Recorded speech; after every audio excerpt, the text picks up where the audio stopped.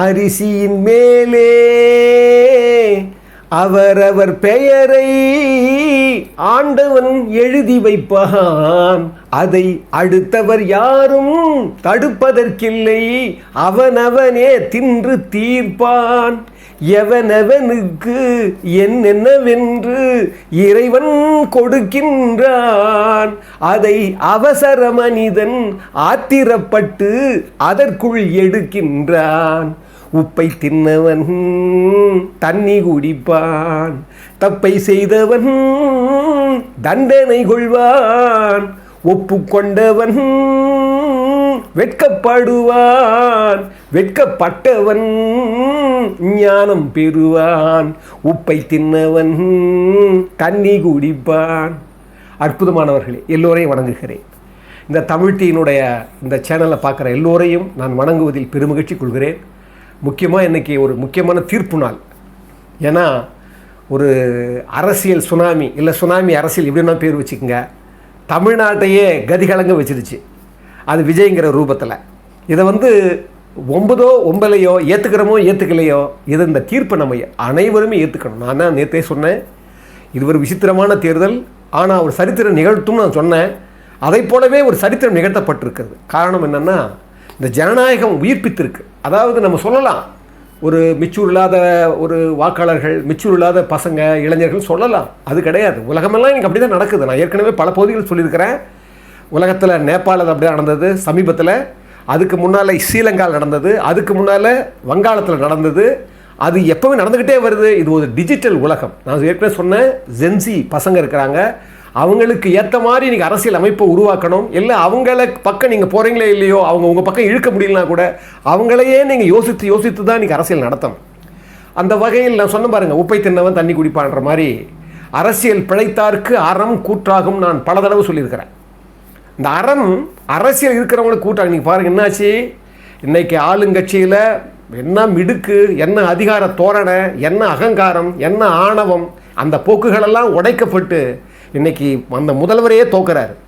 5 வருடங்கள் இந்த கொளத்தூர் தொகுதி, அதுக்கு முன்னால் ஒரு 5 வருடம் பார்த்திங்கன்னா, அந்த 2011 ஒரு 10 வருஷமாக இருந்தார்.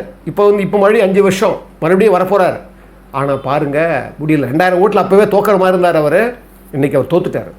இது ரொம்ப ஒரு கடுமையான மோசமான ஒரு இழுக்கு அவருக்கு. ஏன்னா தண்டனையாக கூட அவர் கருதணும். அவ்வளவு மோசமான அறத்தை பற்றி யோசிக்கிறேன். நான் பல தடவை பல பகுதி சொல்லிட்டேன். இன்றைக்கி பாருங்கள், இதில் ஒரு முரண்பாடு பாருங்கள். எப்படி ஒரு முரண்சுவைன்னு சொல்லலாம். இது முரண்பாடு கூட கிடையாது. திமுகவில் அப்பா தோக்குறாரு, பையன் ஜெயிக்கிறாரு. அவர் தெரியும் ஏற்கனவே, அவர் உலக மகா அறிவாளி. அவரை பற்றி நான் பல பகுதி போட்டிருக்கேன். ஏன்னா அவர் தோக்குறாரு, அப்பா அவர் ஜெயிக்கிறாரு, மகன் அப்பா தோக்குறாரு. அதே மாதிரி தேமுதிகவில் பாருங்கள், அந்த மாதிரி தான் பெரிய கிரெடிட்டு. ஏற்கனவே தம்பி எம்பி ஆக்கிட்டாங்க, அந்த மாதிரி ஜெயிச்சிட்டாங்க, மகன் தோத்துட்டாங்க. பாருங்கள், அது ஒரு முரண்சுவை. இங்கே பாருங்கள், ஆளுங்கட்சியை இழந்துட்டாங்க. எப்படி என்னென்ன செஞ்சாங்க? காலை உணவுன்னாங்க, பெண்களுக்கு 1000 ரூபா நான் கொடுக்குறேன்னாங்க, இலவசமாக பஸ்ஸு பிரயாணம் கொடுக்குறேன்னாங்க, விடியல் பயணம்னாங்க. அவங்க சொல்லி மாளாது. எவ்வளோ விளம்பரம். நான் ஏற்கனவே சொல்லியிருக்கிறேன், விளம்பரத்தாலே உயர்ந்தவன் வாழ்க்கை நிரந்தரமாகாது. அது அவங்க என்ன பண்ணோம்? மிக முக்கியமானது அறம் இல்லை. நான் பல தடவை சொல்லிட்டேன், அந்த ஆட்சியில் அறம் இல்லை. அதை விட்டுட்டு எல்லாத்தையும் பண்ணாங்க. என்னாச்சு? இன்றைக்கி அந்த முதல்வராக இருந்த, எப்பேற்பட்ட முதல்வராக தன்னை கருதினார் தெரியுமா? அடுத்து உலகத்துக்கே வழிகாட்ட போகுது இந்த தமிழ்நாடுனார். உலகத்துக்கே வழிகாட்டிக்கிட்டு இருக்குதுன்னு சொன்னார். பார்த்தீங்கன்னா உலகத்திலேயே இது மாதிரி ஒரு அரசு இல்லைன்னு அவரே பேசிக்கிட்டார், பீத்திக்கிட்டார். என்னாச்சு? தோக்கடிக்கப்படுறார். எப்படி? எவ்வளோ அந்த கொளத்தூர் தொகுதியில் எவ்வளவு நிதி உதவிகள், எவ்வளவு பண்ணீங்க? என்ன காரணம்? பண்பு வேணும் ஐயா, பண்பு வேணும், அறம் வேணும். அந்த அறம் அங்கே இல்லை. பார்த்தீங்கன்னா இன்றைக்கி நல்ல வேலை, இப்போ சமீபத்து வரைக்கும் பார்த்தீங்கன்னா 73 தொகுதி ஜெயிச்சிருக்காங்கன்னு நினைக்கிறேன். ஒரு எதிர்கட்சியாக வர்றதுக்கு வாய்ப்பு இருக்குது. அதாவது ஆளுங்கட்சி இருந்தால் கூட பாருங்கள், அங்கேயும் ஒரு இழுக்க வச்சார் பாருங்கள் கடவுள். என்ன பண்ணுறாரு? உங்களை எதிர்கட்சி தலைவர் ஆக்க முடியலை. உங்கள் பையன் வர போகிறாரா, இல்லை அதுலேயும் உங்கள் பையன் தான் வைப்பீங்க நீங்கள். ஏன்னா உங்களுக்கு அது வாரிசு, அதிலையாவது நீங்கள் இருக்கணும்னு நீங்கள் நினைக்கிற ஆள் நீங்கள் வச்சுருங்க. இங்கே பாருங்கள், மிஸ்டர் எடப்பாடி சொல்கிறதுனால சொல்லியிருந்தேன். இவர் என்னென்னா, நாடொரும் நாடி முறை செய்யா மன்னவன் நாடொரும் நாடு கெடும்னுவார். கொடுங்கோன்மையில் வைப்பார் ஐயா. அதெல்லாம் பார்க்கணும். நான் அடிக்கடி சொல்கிறது உண்டு. நாடொரும் நாள்தோறும் நாடி முறை செய்யா மன்னவன். தன்னுடைய மக்களுக்கு தன் கீழ் நம்மளோட ஆட்சியின் கீழே இருக்கிறவங்களுக்கு தன் மக்கள் உண்மையாக இருக்கிறாங்களா, நல்லவங்களா இருக்கிறாங்களா, அவங்க என்னை பற்றி நம்ம என்ன நினைக்கிறாங்க, அவங்களுக்கு என்ன மதிப்பீடு பண்ணுறாங்க, நம்ம நியாயம் செய்கிறோமா, நீதி செய்கிறோமான்னு ஒவ்வொரு நாளும் ஆய்ந்து செய்யாத மன்னன் நாடோறும் நாடு கெடும்டார். ஒவ்வொரு நாளாக அவன் நாட்டை இழந்து கொண்டிருப்பான். கடைசியில் நாட்டையே இழந்துட்டான். நல்ல எடுத்துக்காட்டு திரு மு.க. ஸ்டாலின் அவர்கள். என்னென்ன சொன்னார், தேசிய அளவில் அவருக்கு அவ்வளோ பெரிய மரியாதை இருந்தது, அவ்வளோ பெரிய அவர் தான் ஸ்டாலின் மாதிரி யாரும் அவர்கிட்ட தான் என்டிஏ இவங்களுக்கு ஆப்போசிட்டாக இருக்கிற தலைமையை கொடுக்கணும். யார்? இந்தியா கட்சியை, இந்தியா கூட்டணியை அவங்க தான் கொடுக்கணும். நாங்கள் என்ன ஆச்சு? மமதை பானர்ஜின்னு சொன்னேன், பார்த்தீங்களா? மமதை பானர்ஜி என்ன ஆனாங்க? மமதை பானர்ஜி அப்படியே புட்டுக்கிட்டாங்க. இன்றைக்கி 200 சீட்டு கிட்ட பிஜேபி வந்துடுச்சு. இங்கே அஸ்ஸாமில் அவங்க தக்க வச்சுக்கிட்டாங்க. இங்கே பாருங்கள், கம்யூனிஸ்ட் 10 வருஷம் வந்தாங்க, மண்ணை கவிட்டாங்க.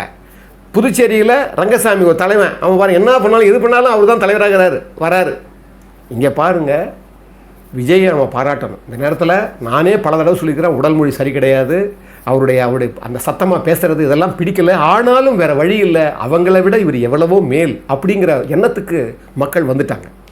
காரணம், ஒரு ஆளும் கட்சியாக இருந்த தலைமை சரியில்லை, எதிர்கட்சியாக இருக்கிற தலைமை அரசியலில் சரியில்லை. இதுதான் பிரச்சனை. என்ன காரணம்னா, நான் பல தடவை சொல்லியிருக்கிறேன், பரிதாப பழனிசாமி என்னைக்கு 2021 தோத்தாரோ அன்னைக்கே அவர் என்ன பண்ணியிருக்கணும் அப்படின்னா, தன்னுடைய கட்சியை நிலைநிறுத்துவதற்காக எல்லோரையும் அரவணைத்து அந்த பண்பை விட்டு கிடையாது. நான் பல தடவை சொல்லிட்டேன். பிடிவாதம் அதாவது அவராக ஒரு கணக்கை வச்சுக்கிறாரு, அவராக ஒரு கணக்கை எடுத்துக்கிறாரு. அவராக என்ன பண்ணுறாரு, 2021 கட்சியை சேர்த்துருந்தா அந்த கட்சி பலப்பட்டிருக்கும். யாரோ இழந்தோமோ அவங்களெல்லாம் திருப்பி கூப்பிட்டுருக்கணும்.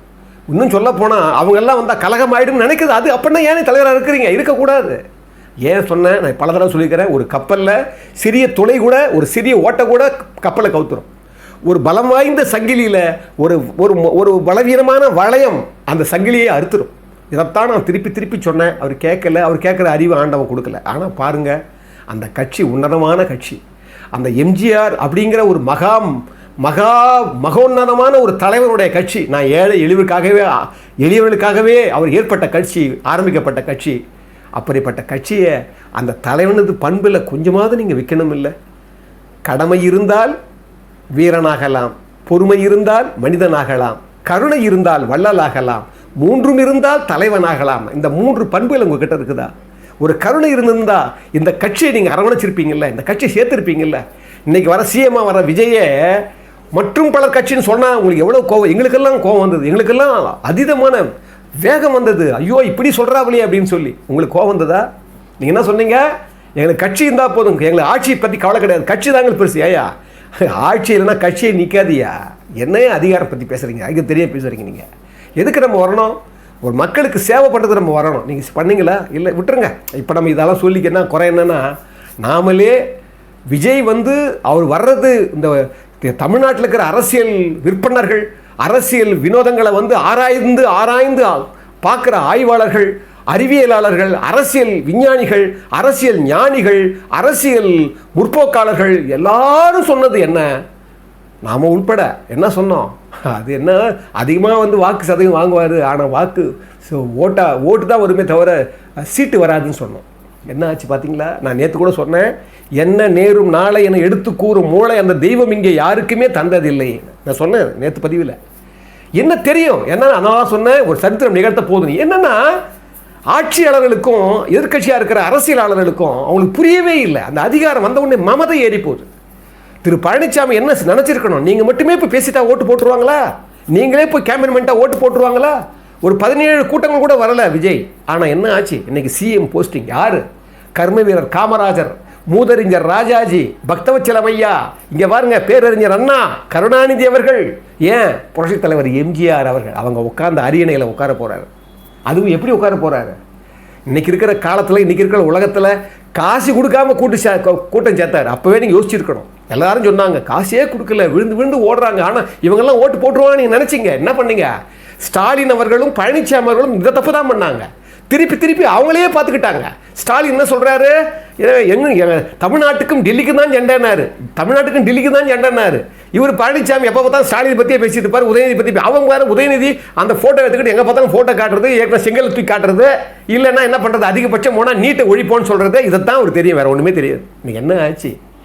அவர் சொல்லுவார் தலைவருடைய படத்தில், பொய்யும் புரட்டும் துணையாய் கொண்டு பிழைத்தவரெல்லாம் போனாங்க, மூளைக்கு மூளை தூக்கி எறிஞ்சோம் தலைகுடிவாக ஆனாங்க. என்ன பாட்டு பாருங்கள், யாருக்கு பயன்பட வேண்டிய பாட்டு அது? நம்ம கட்சிக்கு, இந்த கட்சி அவருடைய கட்சிக்கு பயன்பட வேண்டிய பாட்டு பாருங்கள். அன்றைக்கே சொல்லிட்டார், பொய்யும் புரட்டு எத்தனை நாள் வந்துடும். திரு பழனிசாமி அவர்கள் யோசிக்கணும், நமக்கு என்ன வலிமை இருக்குது, நம்ம என்ன வசீகரம் இருக்குது. ஏன் நீங்கள் மூன்றாவது சக்தியாக வந்து இன்றைக்கி விஜய் வராருன்னா, இன்றைக்கி இருக்க டிஜிட்டல் உலகத்தில் பிள்ளைங்களுக்கு அந்த தலைமுறைக்கு என்ன தெரியும்? அவங்க மேலே தப்பு சொல்ல முடியாது. ஏன்னா அவங்களுக்கு தேவையானதை நீங்கள் கொடுக்கல, அவங்களுக்கு தேவையான அரசியல் நீங்கள் பண்ணலை. பெரிய பம்மாத்து பண்ணீங்க, பெரிய இருமாப்பு, பெரிய ஆணவம், அகங்காரம். மு.க. ஸ்டாலின் நடந்து வரதை பார்த்தாவே தெரிஞ்சிடும் உங்களுக்கு. அவர் வர்ற நடையை பார்த்தாலே அவர் என்ன இன்னும் 100 வருஷத்துக்கு அவர் தான் சிஎம் மாதிரியே நடந்து வருவார். இவர் பழனிசாமி பார்த்தீங்கன்னா அடுத்து நம்ம தான் ஏன் சிஎம் பாரியா. பப்பு வேகாதுங்க ஐயா, வேகாது. கடவுள் ஒரு கணக்கு போடுவான். நான் அடிக்கடி சொல்லுவேன், பரியினும் ஆகாவாம் பாலல்ல உய்த்து சொரியினும் போகா தமை அப்படின்னுவார். என்ன அர்த்தம்னா, பரியினும் என்னதான் வருந்தி நீ பிடிச்சி வச்சுக்கிட்டா கூட, பரியினும் பாலல்லன்றார். என்ன சொல்றாரு, அது வந்து நீ என்னதான் நீ பிடிச்சி வச்சுக்கிட்டா கூட, அது வந்து உன்னை வந்து நீ வச்சா கூட உன்னை விட்டு நிற்காதுடா, அது போயிடுன்றார். உய்த்து சொரியினும் தூக்கி எரிஞ்சா கூட அது வரதா இருந்தா அது நீ எரிஞ்சா கூட திரும்பி கூட வந்துடுன்னுவாங்க. இதுதான் ஊழ்னுவார். ஊழலை சொல்லுவார், 6வது குறளை சொல்லுவார். பரியினும் ஆகாவாம் பாலல்ல, உன்னுடைய பொருள்கள் அல்லாததை நீ என்னதான் பிடிச்சி வச்சா கூட அது உன்னை காப்பாற்ற முடியாதுடா. அதே போல உய்த்து சொரியினும் போகா தமன்றார். என்னதான் தூக்கி எரிஞ்சா கூட அது திரும்ப வந்து ஒட்டிக்கின்றார். இது மாதிரி இந்த வாழ்க்கை, இந்த வார்த்தை, இந்த இந்த இந்த இந்த இந்த வசதிகள், இந்த பதவிகள், இது எல்லாமே அதுக்கான ஒரு ஊழல் இருக்குது. அது சிக்கணும். ஆனால் அந்த ஊழலை வச்சுக்கிட்டே நம்ம அப்படி போயிட முடியாது. நான் தான் அடிக்கடி சொல்கிறேன், அறம் வேண்டும், அறம் வேண்டும். இதை பாருங்கள், எனக்கே நிறைய அனுபவம் வந்தது. ஒரு சின்ன சின்ன அனுபவம் சொல்கிறேன் பாருங்கள். நான் லைப்ரரிக்கு போவேன், அங்கே பாரு சில அங்கே பெண்கள் இருக்காங்க, ஒரு 3 பெண்கள் வேலை செய்கிறாங்க லைப்ரரியில். அவங்கக்கிட்ட நான் கேட்பேன், ஏம்மா யாருப்பா நீங்கள் ஓட்டு போட போகிறீங்க? சார் விஜய் சார்னுவாங்க. என்னடா இது 3 பேருமே யுனானிமஸாக சொல்லுவாங்க, விஜய் சார்னுவாங்க.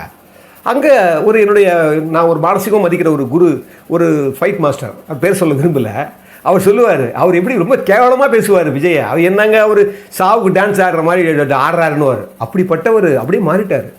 நான் கிட்ட வர கேட்குறேன், ஐயா யாருக்கு ஓட்டு போட போகிறேன் அப்படின்னா, விஜய் தாங்க போட போகிறான்றாரு. நான் ஷாக் ஆகிட்டேன். என்னடா இது இப்படி பேசினாரு இப்படி. அப்போ என்ன அர்த்தம்னா, அரசியலுடைய மாற்றத்தை எப்படி உருவாகுதுன்னு அவரால் மட்டும் உருவாகலை, இவங்க செய்கிற அந்த ரியாக்ஷன்ஸ் இருக்குது பாருங்கள், அந்த ரியாக்ஷன்ஸுக்கெல்லாம் இவர் கவனிக்கிறாரு. அப்போ இவங்களை விட இவங்க எவ்வளோ மேலு பரவாயில்லன்னு அவர் நினைக்கிறார். என்னுடைய பிள்ளைங்க 2 பெண் குழந்தை, 2 பேரும் ஓட்டு போட தகுதி. ஒருத்தர் ஏற்கனவே ஒரு பெண் வந்து ஏற்கனவே ஓட்டு போட்டவங்க, இப்போ புதுசாக ஓட்டு போடுறாங்க. 2 பேருமே நான் உங்களுக்கு சொல்லவே மாட்டேன் எப்போவுமே, ஆமாம் நீங்கள் எதுக்கு நான் விஜய் தான் ஓட்டு போட போகிறேன். என்னுடைய பதிவுகள் எடுக்கிறவங்க அவங்க தான், எடிட் பண்ணுறவங்க அவங்க தான், இவ்வளோ பேசுகிறது அவன் தான். இதையும் மீறி அவங்க விஜய்க்கு தான் ஓட்டு போடும்போது அப்போவே நான் யோசனை பண்ணேன். அப்போ அவங்க உள்ளத்தில் இந்த காலம் உருவாக்கியிருக்கு. 2, 3, 4. சமீபத்தில் என்னோடய சொந்த ஊருக்கு போனேன். அவர் ஒரு கார் டிரைவர், அவர் பேர் சீனிவாசன்னு பேர். அவர் வந்தார், வரும்போது பேசிகிட்டே போகிறான். பேசி திரும்பி வரும்போது கேட்குறேன், என்ன சீனுங்க நீ யாருக்கு? நான் சார் விஜய் தான் சார் போட போகிறேன். என்ன வயசு இருக்கான்? 30-32 வயசு தான் இருக்கான். என்னங்க நீங்கள் 32 வயசு எப்படிங்க போடுறோம் நீங்கள்? சார் என்ன சார் இவங்க யாருமே ஒன்றும் பண்ணல, அவராவது பண்ணிட்டேன் சார். நான் கேட்டேன், ஏங்க இப்போ கார் ஓட்டுறீங்க, கார் ஓட்டும்போது கொஞ்சமாவது பயிற்சி தானேங்க உங்களுக்கு கார் ஓட்ட முடியும். எப்படிங்க நீங்கள் கார் ஓட்டுவீங்க பயிற்சி இல்லாமல்? விஜய்க்கு என்னங்க தெரியும்? இப்போ நாங்கள் சினிமா சார்ந்துருக்குறோம், எங்கள் சினிமாவுக்கே அவர் ஒன்றும் பண்ணலையே, அவர் ஏதாவது ஒரு போராட்டம் பண்ணியிருக்காரான்னு சொல்லி நான் கேட்குறேன். சார் அதெல்லாம் தெரியாது சார், ஆனால் எங்களுக்கு பிடிக்கல சார், விஜய் தான் சார் வேணும். இது 4. இப்போ நேற்று முந்தா நாள் கும்பகோணம் போனேன். என்னுடைய சொந்தக்காரங்க மூலமாக காரில் போகும்போது ஒரு குழந்தை, ஒரு 2 வயசு தான் இருக்கும் அந்த பெண் குழந்தை. அது என்ன கேட்குது, அங்கிள் நீங்கள் யாருக்கு ஓட்டு போட்டிங்க? ஏன் விஜய்க்கு போட்டிங்களா இல்லையா அப்படின்னு கேட்குது. என்ன 2 வயசு குழந்தைங்க. அப்போ தான் நினச்சேன், நம்ம காலம் நம்மளெல்லாம் மீறி உருவாக்குது ஒருத்தரை. அந்த ஒருத்தரை உருவாக்குற யாராலுமே தடுக்க முடியாது. நான் அப்போ தான் யோசனை பண்ணேன், ஜெயித்தவங்க விஜய்க்கும் இது வந்து சாதாரண விஷயம் இல்லை. இந்த வெற்றி வந்து 10 காசு கொடுக்காம, 10 காசை நீங்கள் செலவு பண்ணாமல், அந்த நிலைக்கே போகாமல் கூட்டது மட்டும் இல்லை, உங்கள் எதிர்த்தரப்பாக இருக்கிறவங்கெல்லாம் 5000 6000 என்னென்னமோ பொருளை கொடுத்தாங்க. ஆனால் அந்த பொருளெல்லாம் கொடுத்து கூட விஜய் தான் வரணும்னு கிட்டத்தட்ட 108 109 தொகுதிகள் நீங்கள் ஜெயிக்கிறீங்கன்னா, இங்கே தான் அறம் வேலை செஞ்சுருக்கு. இதை நீங்கள் யோசிக்கணும். இவங்களை விட வீழ்ந்து போன இவங்களை விட பாருங்கள், ஆளுங்கட்சியாக இருக்கிறவங்க எதிர்கட்சியாக உருவாக்கப்படுது. அவர் பாருங்கள், முக்கியமான முதலமைச்சர் தோத்துட்டார். பாருங்கள், அவன் கட்சி ஒருத்தர் வரப்போகிறாங்க, பரவாயில்ல. எதிர்கட்சியாக இருந்தவர் எதிர்கட்சி கூட இழக்கிறார். இன்னும் ஒரு 3-4 தொகுதி வந்தால் எதிர்கட்சியாக வந்திருப்பார். அவரும் வரல. என்ன காரணம்? நான் அடிக்கடி சொல்லுவேன், ஆட்சி இயலாளருக்கு அறம் இருக்கணும். எதிர்கட்சியாக இருக்கிறவங்களுக்கு, அரசியல் இருக்கிறவங்களுக்கு அறம் இருக்கிறதோ இல்லையோ, நன்றி உணர்ச்சி இருக்கணும். இந்த நன்றி உணர்ச்சி இல்லாததால் என்னாச்சு பாருங்கள். நீங்கள் பழனிசாமி, நான் பல தடவை சொல்லியிருக்கிறேன், இணக்கமான ஒரு சூழ்நிலையில் நீங்கள் ஏற்கனவே 2021 பண்ணியிருக்கணும் இல்லையா? அப்படியும் இல்லைன்னா அப்போ நீங்கள் என்ன பண்ணியிருக்கணும்? நீங்கள் பார்லிமெண்ட் எலெக்ஷனில் நீங்கள் தேசிய கட்சியோட கூட்டு வைக்கணும். அப்போ கூட்டு வச்சுருந்தீங்கன்னா ஈஸியாக ஒரு 20 சீட்டு ஜெயிச்சிருப்பீங்க. ஒரு ரோடு இன்னும் கொஞ்சம் பலப்பட்டிருக்கும், ஸ்ட்ரென்த் இருக்கும், எதிர வரவங்க பயந்துருப்பாங்க. அதை விட்டுட்டீங்க. அப்போ கூட்டு வைக்காமல் மறுபடியும் கூட்டு வச்சு தேவையில்லாமல் நீங்கள் என்ன பண்ணீங்க? அதையே நீங்கள் வந்து பெருசாக ஆக்கலை. ஏன் கூட்டு வச்சோம்? ஏன் பொருந்தாத மாதிரி, நெருங்காதது மாதிரி நீங்கள் என்ன பண்ணிட்டீங்க? அந்த கூட்டணியை பலப்படுத்தவே உங்களுக்கு தோணலை. அது ஒரு பெரிய மைனஸ். இப்போ என்ன பிரச்சனை பாருங்கள்.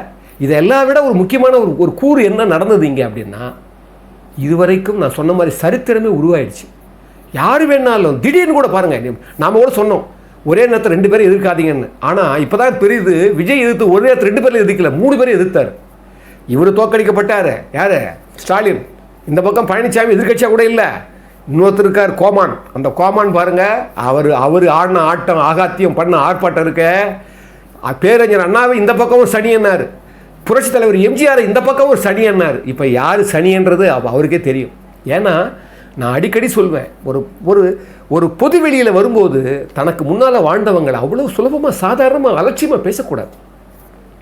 அவர் அவருக்கு அவருடைய அஸ்தமனமாகி போச்சு அவருடைய அரசியல். ஆனால் இங்கே எல்லாத்தை விட முக்கியமானது என்னென்னா, திரு விஜய் அவர்கள் தெரிஞ்சிக்க வேண்டிய விஷயம், நீங்கள் உங்களுக்கு முன்னால் போன தலைவர்களையும் அவர்கள் பாதைகளையும் அந்த அடிச்சுவடுகளையும் நீங்கள் மறக்கக்கூடாது. ரெண்டாவது, நீங்கள் இவங்களெல்லாம் தோற்று அவங்க பாடம் படிச்சுக்கிறாங்களோ இல்லையோ, வெற்றி பெற்றவர்கள் என்றைக்குமே அதிகமான பாடமும் அதிகமான விழிப்புணர்ச்சியும் அதிகமான ஒரு அறம் சார்ந்த ஒரு அரசியல் நீங்கள் கொண்டு வரணும். அறம் சார்ந்த ஆட்சியில் கொண்டு வரணும். நீங்கள் முதல்ல நீங்கள் எதை ஒன்றா செய்யுங்க மிஸ்டர் விஜய், இதை மட்டும் நீங்கள் செய்யணும். புரட்சி தலைவர் எம்ஜிஆர் அவருடைய கொள்கை கொஞ்சமாவது உங்களுக்கு இருக்கும்னா, இன்றைக்கி இந்த நாடு போதை நாடாக மாறிப்போச்சு.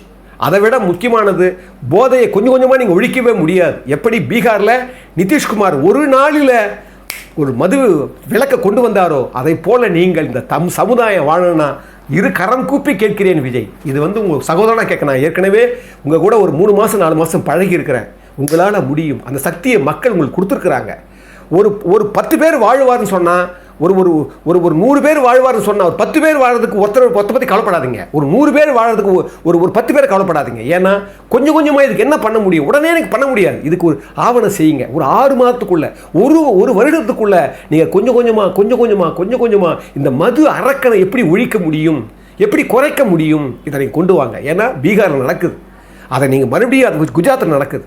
ஏன் மறுபடியும் அவங்க வந்துட்டு இருக்கிறாங்கன்னா, அது ஒரு மது இல்லாத ஒரு மாநிலமாக அது ரெண்டும் கருதப்படுது. இதான் நீங்கள் யோசிக்கணும் மிஸ்டர் விஜய். 1. 2வது, இவங்க தோக்கிறவங்க என்னென்னா கணக்கு பார்த்து ஜெயிச்ச நீங்கள் நாம் ஏன் ஜெயிச்சோன்னு முதல்ல பார்க்கணும். இவங்க பண்ண தப்புகளை நீங்கள் பண்ணக்கூடாது. நான் அடிக்கடி சொல்லுவேன், முன்னால் போகிறவன் தடுக்கி விழுந்தால் அது பின்னால் வரவனுக்கு தீவெட்டி பிடிச்ச மாதிரி. அது மாதிரி இவங்க 2 பேரும் பண்ண தப்பை முதல்ல ஆராயுங்க. இவங்க என்னென்ன தப்பு பண்ணாங்க, அரசியலில் புது வடிவமாக வந்திருக்கிறீங்க, லஞ்சத்தையும் ஊழலையும் களை எடுங்க, சாதி சமயத்தை வேறு இருங்க. இதெல்லாம் உங்களால் முடியும். உங்களுக்கு அந்த கெப்பாசிட்டி கொடுத்துருக்குறான். ஏன்னா நீங்கள் யாரையும் நம்பி வரலை, யார் கூட்டணி சார்ந்து நீங்கள் வரலை. இது யாருமே எதிர்பார்க்கலை. ஒரு பிரமிப்பாகவே இருக்குது. இன்னும் கூட நான் பிரமிப்பாக தான் பேசிகிட்டு இருக்கிறேன். ஏன்னா தெரிந்தோ தெரியாமலோ தமிழ்நாடு ஒரு அறம் சார்ந்தது. நான் சொன்னேன், ஆட்சியலுக்கு அறம் வேணும், அதே போல் அரசியலுக்கு நன்றி உணர்ச்சி வேணும். இன்றைக்கி பழனிசாமியுடைய பிரச்சனையே நன்றி உணர்ச்சியை அவர் இருந்தது. நான் பல தடவை சொன்னால் சில பேர்லாம் வருத்தப்படுறாங்க. சார் அப்படி இல்லை சார், அவங்கள வச்சா அது கிடையாதுங்க. ஒரு கன்செப்ஷன் இருக்குதுங்க. நீங்கள் எப்போவுமே என்ன பண்ணணும், ஒரு பெர்செப்ஷன் இருக்குது. அந்த பெர்செப்ஷனில் நீங்கள் என்ன செய்யணும், நீங்கள் இதுதான் இப்படித்தான்னு ஒரு மரபு ரீதியான ஒரு உள்ளீடை நீங்கள் கொண்டு வரலன்னா, அந்த நன்றி உணர்ச்சி பண்பையை கொண்டு வரலன்னா, இதுதான் நான் சொன்னேன். ஏற்கனவே கூட நமது கழகம்னு ஆரம்பித்த எஸ்டி சோமசுந்தரத்தை கூட தனக்கு எதிராக அரசியல் பண்ணி தனக்கு எதிராக நின்று தோத்த பிறகு கூட எம்ஜிஆர் அரவணைச்சார். ஜி விஸ்வநாதன் வெளியே போனவர் கூட உங்களால் தானே கட்சி உருவாச்சுன்னு கொண்டு வந்தார். நாவலர் நெடுஞ்செழியனை கொண்டு வரும்போது எவ்வளோ எதிர்ப்பு தெரியுமா இருந்தது, கொண்டு வந்தார். ஜெயலலிதாவை கொண்டு வரும்போது எவ்வளோ பெரிய எதிர்ப்பு இருந்து கொண்டு வந்தார். ஜெயலலிதாவையே அந்த அம்மாவே ஒழுங்காக எம்ஜிஆருடைய கொள்கையையும் எம்ஜிஆருடைய நன்றி உணர்ச்சியும் பண்புகளையும் கொண்டு வந்தால் இன்றைக்கி அரசியல் அதிமுக அடிச்சிருக்கவே முடியாது. ஏன்னா இதெல்லாம் கடைசியாக சொல்லி தான் நான் முடிக்கிறேன். நல்லதோ கெட்டதோ நமக்கு இறைவன் கொடுத்த தீர்ப்பு. எம்ஜிஆர் ஒரு பாட்டு சொல்லுவார், அங்கே சிரிப்பவர்கள் சிரிக்கட்டும் அது ஆணவ சிரிப்பு, இங்கே நீ சிரிக்கும் புன்சிரிப்போ ஆனந்த சிரிப்பு, நல்ல தீர்ப்பை உலகம் சொல்லும் நாள் வரும்போது அன்று சிரிப்பது யார் அழுவது யார் தெரியும் அப்போதுன்னு பாட்டு இருக்கும். நல்ல தீர்ப்பை உலகம்னா இது இந்த இறைவன் இப்படி தான் தீர்ப்பு வச்சிருக்கிறான். இந்த தீர்ப்பை நம்ம ஏற்றுக்கிட்டு நமக்கு இப்போ சிஎம் விஜய் இருக்கிறாங்க. அவர் இப்போ கூட திருச்சி போகும்போது எம்ஜிஆருடைய அந்த சிலைக்கு மாலை போட்டு தான் அவர் போனார். எம்ஜிஆர் அவர் கூட மறக்கலை, ஞாபகம் வச்சுக்கோங்க. பழனிசாமி எங்கெங்கோ போகிறாரு, ஒரு இடத்துல எம்ஜிஆர் சிலை போட்டிருக்கணும் இல்லை, அதைத்தான் திருப்பி சொல்கிறேன். நீங்கள் எம்ஜிஆரையே மறந்துட்டீங்களையா? இதைத்தான் நாங்கள் வேறு வழி இல்லாமல் தான் நாங்கள்லாம் சரி மன்னிச்சு உங்களுக்கு பண்ணிகிட்டு இருக்கிறோம். ஆனால் இந்த நேரத்தில் தமிழ்நாடு மறுபடியும் ஒரு புது மறுமலர்ச்சியோடு வரணும்னா ஒரே ஒரு சின்ன உதாரணத்தை சொல்லி நான் முடிக்கிறேன். எம்ஜிஆருடைய படத்தில் ஒரு அற்புதமான காட்சி நிறைய பேர் பார்த்துருப்பீங்க, நான் ஞாபகப்படுத்துகிறேன். திரு எம்.ஆர். ராதா அவர்களும் இவரும் ஒரு பஞ்சாயத்து போர்டு எலெக்ஷன் நிற்பாங்க. 2 பேரும் வெயிட் பண்ணிட்டுருப்பாங்க. எலெக்ஷன் ரிசல்ட் உள்ளேருந்து வரப்போகுது. எம்.ஆர். ராதா நிற்கும் போது திரு எம்.ஆர். ராதா நின்றுட்டு இருப்பார். எதிர்கட்சியாக இருக்கிற எம்ஜிஆர் வரும்போதே திரு எம்.ஆர். ராதா சொல்லுவார் மற்றவங்கிட்ட, பாத்தியா தோக்க போகிற அந்த அந்த முகத்தில் அந்த வாட்டம் தெரிந்து பற்றியா, இப்போவே அந்த களை வந்துச்சு பார் அப்படின்னு எக்காலமாக அவர் பரிகசிப்பார். அப்படியே இருக்கும்போது உள்ளேருந்து ஒருத்தர் வருவார், முடி வந்தாச்சின்னு சொல்லுவார். முடி வந்தாச்சுன்னு சொன்ன உடனே எல்லாரும் என்ன பண்ணுவாங்க, திரு எம்.ஆர். ராதா அவர்களை தூக்கி ஜெயிச்சிட்டிங்கன்னு சொன்ன உடனே உள்ளே வருவார். இல்லை நிறுத்துங்க, முத்து தான் ஜெயிச்சிருக்காரு. யார்? எம்ஜிஆர் காட்டுவார் அவர் சொன்னவர். அது கூட அவசரப்படுறீங்க, முத்து தான் ஜெயிச்சார் சொன்ன உடனே அப்படியே துபுக்குன்னு விட்டுருவாங்க. யாரை? எம்.ஆர். ராதா விட்டுருவாங்க. விட்ட உடனே இவரை தூக்கிவாங்க எம்ஜிஆர் தூக்கிட்டு என்ன பண்ணுவாங்க, அப்படியே கீழே இறங்கி எம்ஜிஆர் வருவார். கீழே விட்ட திரு எம்.ஆர். ராதா அவர்களை எம்ஜிஆர் தூக்குவார். அப்படி தூக்கி சொல்லுவார், இந்த பாருங்கள், நீங்கள் தோத்தீங்க, நான் ஜெயிச்சேன்றதெல்லாம் இல்லைங்க, இது மக்களுக்கு சேவை செய்வதற்காக ஏற்பட்ட ஒரு வாய்ப்புங்க, இந்த வாய்ப்பில் உங்கள் ஒத்துழைப்பு எனக்கு அவசியம் தேவைங்க அப்படின்னு சொல்லி என்ன பண்ணுவார், அவரை கும்பிட்டுட்டு தான் எம்ஜிஆர் போவார், திரு எம்.ஆர். ராதா அவர்களை. இதுதான் விஜய் அவர்கள் ஒவ்வொரு நாளும் நினச்சிக்க வேண்டிய ஒரு வாய்ப்பாடு அதை கருதணும். ஏன்னா நாம் இது ஒரு வாய்ப்பு, மக்கள் இவ்வளோ அன்பு வச்சுருக்கிறாங்க, இவ்வளோ பாசம் வச்சுருக்கிறாங்க, இவ்வளோ பேர் இருக்காங்க, நான் அவங்க கூட எச்சரிக்கையாக நாம் தவறு பண்ணக்கூடாது. அந்த அன்பையும் பாசத்தையும் கருணையையும் நேர்மறையாக நாம் அறத்தோடு நாம் நல்ல மக்களுக்கு எல்லாருக்கும் எல்லாம் கிடைக்கணும்னு சொல்லி எல்லாருக்காகவும் நாம் வாழணும் சொல்லி இதில் இதுவரைக்கும் இருந்த ஒரு காழ்ப்பெல்லாம் தூக்கி போட்டு வெறுப்பெல்லாம் தூக்கி போட்டு எல்லாருக்கும் எல்லாருமா இருக்கணும்னு சொல்லி இந்த அற்புதமான இந்த இதில் நாமளும் அவரை முதல்வராக ஏற்றுக்கிட்டு இறைவன் நல்ல எண்ணங்களையும் நல்ல குணங்களையும் கொடுத்து இந்த தமிழ்நாடு ஒரு அறபூமியாக, ஒரு தர்மம் சார்ந்த பூமியாக புரட்சித் தலைவர் எம்ஜிஆருடைய கொள்கைகளை அவர் கொஞ்சமாவது ஏற்று இந்த மறுபடியும் மேம்படணும்னு சொல்லி இவ்வளோ நேரம் பொறுமையாக பார்த்தவங்க எல்லோரையும் வணங்குவதில் நான் பெருமகிழ்ச்சி கொள்கிறேன். அன்புள்ள மிக்கவர்களே, தமிழ் டிவியினுடைய இந்த சேனல் இந்த அளவுக்காவது இயங்கிக்கிட்டு இருக்குதுன்னா அதுக்கு உண்மையானவர்களும் நல்லவர்களும் ஒத்துழைக்காமல் இது நடக்காது. அந்த வகையில் இந்த சேனலை பார்க்குறவங்க உண்மையாக மனதுக்குள்ளே அந்த இதயத்துக்குள்ளே ஒரு ஈரம் இருக்கிறவங்க, நிலை இருக்கிறவங்க கொடுக்கணுன்ற எண்ணம் உங்களுக்கு வந்துச்சுன்னா நிச்சயமாக இந்த தமிழ் டிவிக்கு உதவணும்னு சொல்லி உங்களை மீண்டும் வணங்குவதில் நான் பெருமகிழ்ச்சி கொள்கிறேன்.